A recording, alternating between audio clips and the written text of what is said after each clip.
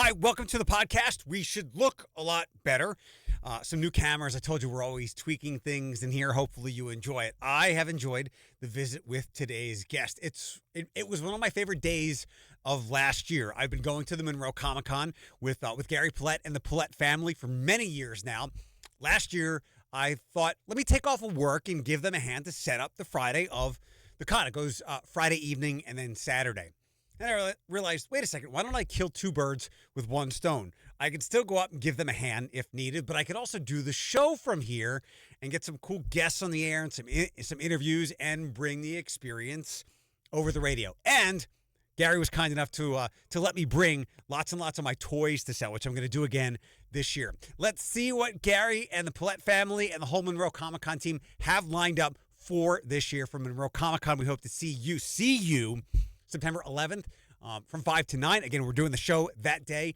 It's preview night. Things also go on at the Monroe County Fairgrounds the next day. That's the big day. Let's talk to Gary now. Right. Welcome back. Oh, I'm glad to be back. Thank you. Are you tired? It's August 20th.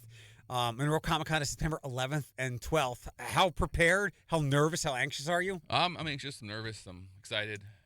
It's always a fun time of year. So just around this time, we're always getting wrapped up with everything with the promotions and stuff, and that's when we kind of kick in for the last few weeks to kind of really push it hard. And with wrestling Thursday and then Comic-Con Friday and Saturday, it's a never-ending push till it's over. So what are you most looking forward to? Sunday. I think I say that every year, but yeah, you do. Yeah, it's exhausting. Don't worry, because Sunday soon your Cowboys will be disappointing you. Oh, I'll yeah, you're right. It won't take long. And by the way, Tino Amaya said to say "Go Cowboys." I think he meant that for you, but he told me to tell you that. Why? I don't know. You have to ask him. I don't speak Spanish. Yeah. Isn't he like this tall? I don't speak down to people that small unless they're children. Love you, Tino. How is this the 14th year? Yeah, number 14. We did have it's the 14th year, but one we did for COVID year we did online. Right. But we count it. I mean, we had it. So, yeah, 14th year. 2013 was the first one. How big was the first one? The first one, it was more of like a charity show. I think we threw it together within a matter of 3 months, and it just happened to be maybe 400 or 500 people showed up, if that. But we had like 20 vendors. Rob Miller was there, was one of the first ones we ever had. Talent Caldwell was a great artist that showed up for it. And we raised some money for Nikki's Sunrise program for autism. So it was a fun time, but we figured that, in 3 months we had, 400 or 500 people come through the door with really no idea of how to do it. And let's just keep going and try to make it a little bit bigger every year. So sorry if I asked you this last year, but I'll ask it again, I guess.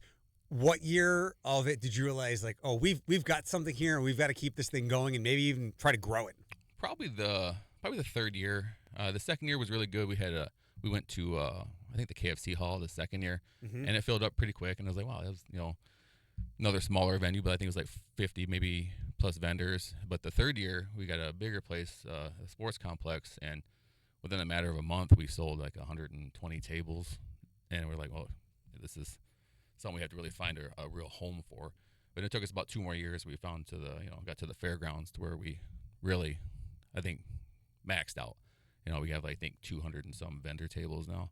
When I saw the map of it, that I was kind of in awe, like how many numbers there are. It's one thing to walk through and go, wow, there's a lot of tables, there's a lot of people here, but to see the actual numbers of them is pretty big. It's pretty exciting to see that how much it's grown from like say 20 tables to over 200, and we do inside and out now. Yeah, so outside is growing as well. Yeah, we have to cap that too because it's a fine line because you don't want to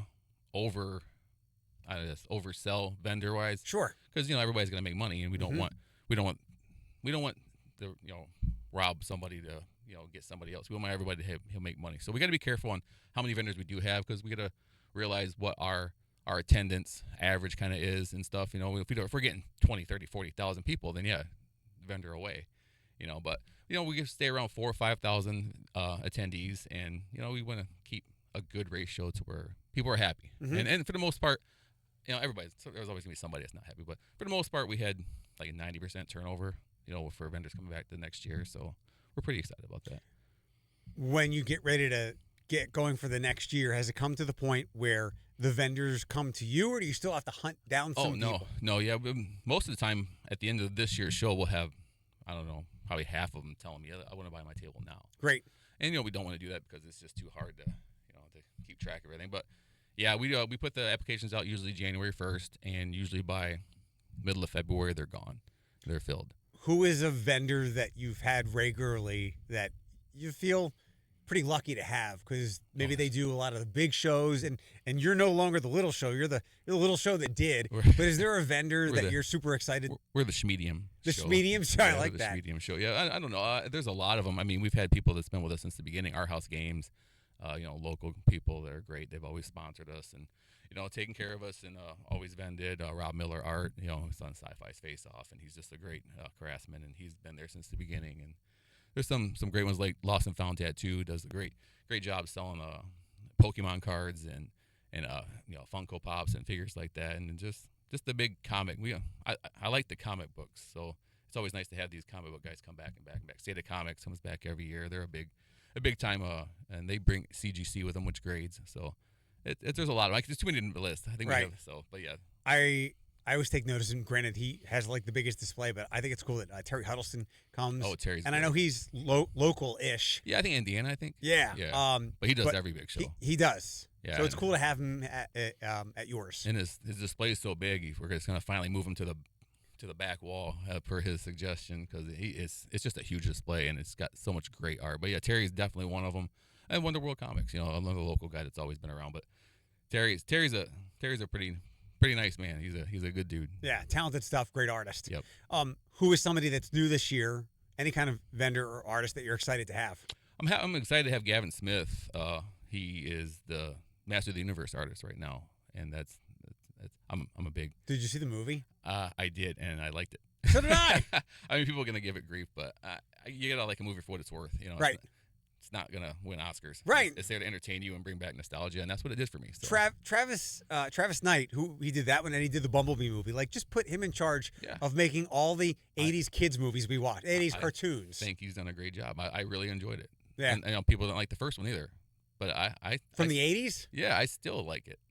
I like Dolph. I didn't like it as a kid because I was like, why are they in like somewhere town America? This isn't Eternia. And years later I watched it. I was like, okay, I've always enjoyed it. I don't know. I like dumb movies though, and that's just a nice dumb movie. Yeah. It's brain numbing. You don't have to really care. Just watch it and enjoy it.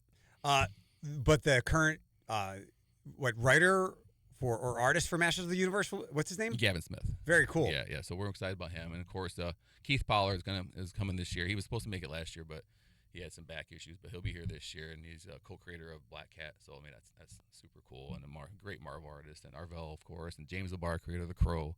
He's gonna be back. Bill Morrison. We got some great artists and great people coming back. So, it's also for vendors who like they just make stuff. Creators. It's not all nerd centric either, is it? No. We have a big selection of I don't know what you call artisans. I guess you would say. Mm-hmm. Some people call them crafters, but they're artists too. They make their stuff, and it's really cool stuff, and a lot of 3D printed stuff. Like I said, another thing we do, we limit the amount of booths that are going to be. We don't want to have 15 3D printers, so we have like limit to maybe 1 or 2 people to do that. Dice makers and card game makers, and people that make their own board games, and it's an eclectic variety of just everything you can want. I guess nerd culture, pop culture. Yeah, so. And wrestling culture. Yeah, horror culture. I mean, it's all there. We try to. I saw somebody say this is the weirdest group of guests I've ever seen in my life, and it's like, well, I don't know if that's a bad thing or a good thing. I think it's a good thing. I think it's a good thing too, because we try to make sure everybody has a reason to come and enjoy it. Yeah, you don't come just for the guests. I would hope. I mean, I said we have 200 some vendor tables too, so you hope maybe the guests kind of like spur interest, and then you actually come and you see like these guys are really talented, these artists or these writers or these crafters or artisans or whatever, and we have a lot of stuff to look for. We have a lot of stuff to do. We have retro gaming. We have food trucks. Everybody loves to eat, so and it's just gonna be a good time. We have live panels, so you can talk and interact with some of the celebrity guests and some of the creators and stuff. So Friday night, you still call it the preview night? Yeah, I still call it preview night, even though it's usually pretty packed. And yeah, it's a fun night. But yeah, because it's only 5 to 9, so I can't really call it a whole day. I guess so we just call it preview. Come check it out. Friday the 11th from 5 to 9, and then Saturday. This is all at Monroe County Fairgrounds. September 12th. What are the hours for that? It's Friday and 5 to 9, Saturday 10 to 6. Okay. Or do you just sleep there overnight? No, I don't live very far, so I get up nice and early. 'Cause Who are some of the people that help you with this? Of course, your lovely wife, Dawn. Who are Dawn. some of the other people that help the Pillette family out, get this thing going? We got a lot of community help, a lot of friends and family that help, and a lot, especially this year, a lot more people have stepped up and helped. So it's been nice. Alex Stiltner has been a big help from Stilt's Collectibles this year. Tom Savage has been a big help. He's helped with the website, and Kyle Northrup, he's always a big help getting me to help me get the vendor applications and stuff set up. So. Good. I know one of the things that you endeavor to do is to keep this really affordable. Yeah. What are ticket prices? It's $15 for Friday, $20 for Saturday, or $30 for the weekend. So you get both days for $30, and you get a nice 12 by 18 poster, a limited edition poster. We got some great artists that are doing some badge work and artist work and stuff. So you get a lot of nice freebies, some stickers. We're going to celebrate our son Bryce this year, so you're going to get a little Bryce sticker and stuff. And it's going to be an emotional show. It's going to be a fun show. So. Yeah, I'm looking forward to it. When do you begin the planning for the next year? It's hard not to start before this one's over because you get so many people inquiring about, especially guests, inquiring about the next year because we only have so much room for people if we're in the guest area. So we have a bunch of people that want to come next year and a lot of suggestions, and there's always ideas to maybe improve it or at least make it more streamlined or enjoyable for families to stay and have a good time. So. What's a tweak that you've made from last year to this year to improve or streamline? I think mainly is just the selection of artists and vendors. We kept a nice ratio of stuff, and we capped the outside to where it wasn't so overflow. 'Cause I think we had almost 70 tents outside last year, and it gets overwhelming. And I'm always afraid that it's gonna hurt other people. So right. So we kind of streamlined that. We got some nice programming, spaced out for over the 2 days with panels and gamings and cosplay contests and stuff. So. Any athlete guests this year? I know you were excited to have Konstantinov there last year, right? Yeah. Vladimir was awesome. He wanted to come back this year, and it just didn't work out. But yeah, he was great. We thought about doing some more sports guests this year, just maybe one or two, or maybe just one. But we're probably going to not have any sports guests this year. Billy Sims was actually interested, so we thought maybe Lions running back. Yeah. So we thought that'd be kind of cool, but it just didn't work out. So it's more nerd culture this year than any sports culture. That's totally cool. And I was blown away last year with how many vendor tents there were outside. Yeah. Usually there's some food trucks. I think I saw the gaming people in that barn area a couple years ago, and there's usually a car or Planet Fitness or something. Yeah. But last year there were actual vendors out there selling their stuff. A lot of them, and they all wanted to come back, so they Good. had a good time. And I'm always worried about outside stuff because you never know with the weather. So, right. So we always promise them if it's raining, then you can roll over to next year. So and we keep that going throughout it's rain or shine. Mm-hmm. But Monroe County Fairgrounds. Who's your dream guest? Oh, my dream guest. And I'm gonna ask this. I'll ask it two ways. Who's your dream guest? Like, there's likely no chance of you ever getting them, but if you could have anybody, who would it be? I think it seems like it changes a lot.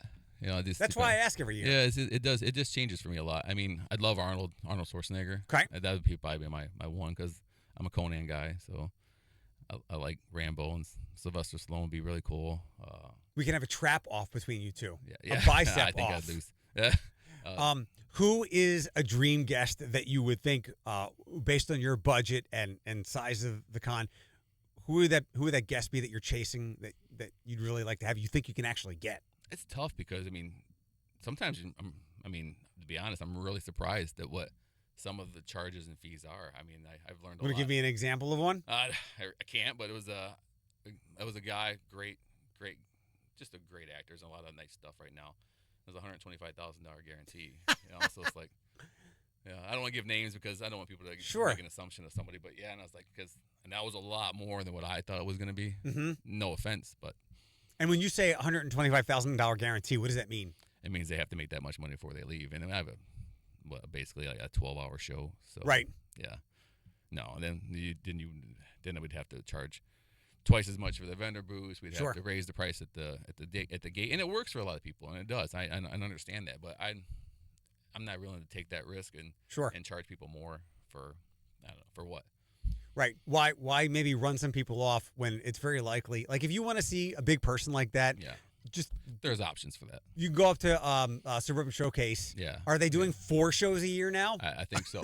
Four huge shows. Yeah, my timeline is always filled with coming to such and such Motor City Comic Con. I'm like, what time of year is it? We don't say that name. It's the Evil Empire. Sorry. But yeah, no, yeah, and that's good for them. I mean, that's awesome.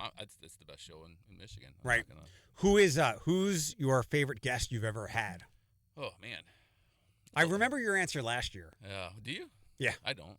Doug Jones. Oh yeah, Doug Jones was great. Yeah, he made Dawn cry. Yeah. Yeah. I remember you telling me that. I think he's angelic. I love James O'Barr. I love Tyler Maine. I thought he's always a good time. He played Sabretooth and Michael Myers.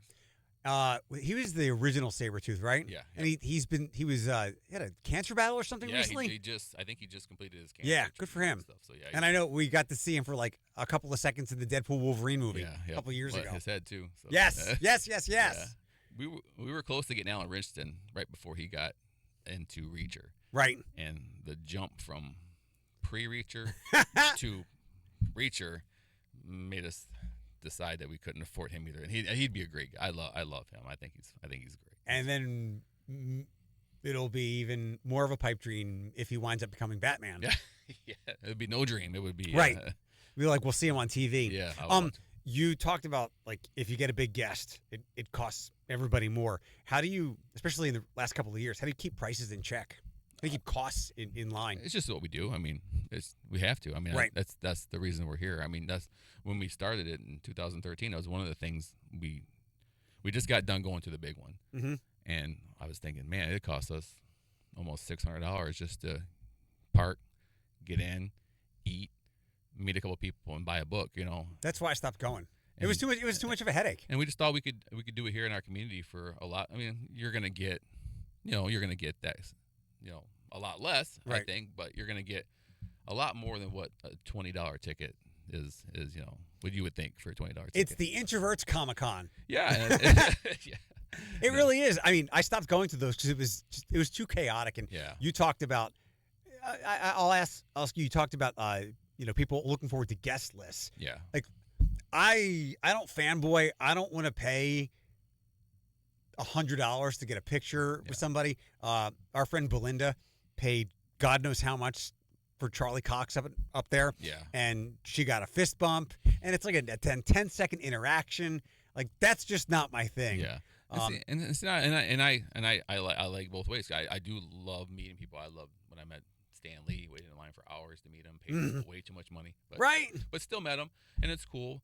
But I want you want people to notice the guests and stay for the vendors. Right. But eventually it would be nice to people would just come for the vendors. Mm-hmm. You know what I mean? That's what I do. And then hopefully the guests are just like, oh, that's cool. He's cool.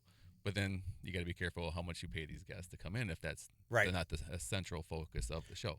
What would the pie chart look like of people who come for the guests and people who come for the vendors, and then maybe people who just come to like be a part of nerd culture?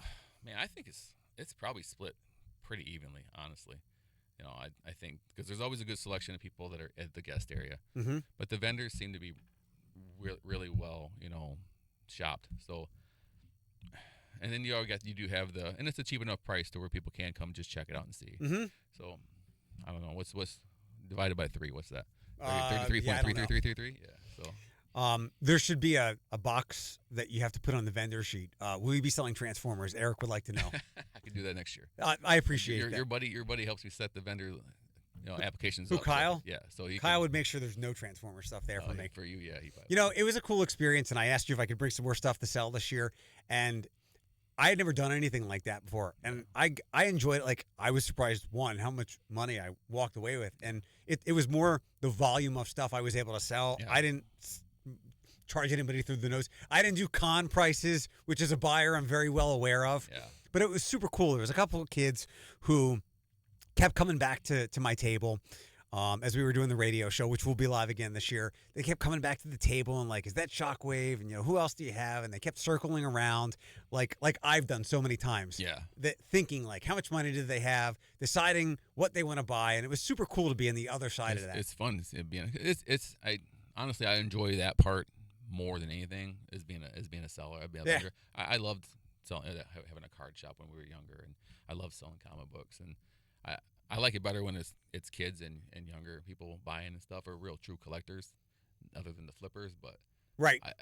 it's enjoyable to be able to get a kid the card he's always wanted, or the comic book he's always wanted, or the toy he's always wanted. And that's a big thing. So It was very cool. And when I had first gotten there last year to set up and get the show going, I was putting some stuff out, and there was a San Diego Comic-Con Cobra Commander that I had bought a few years ago, not because I was trying to hoard them, but because I was able to, and I knew that they'd be sought after, and if I could get it to somebody, I would.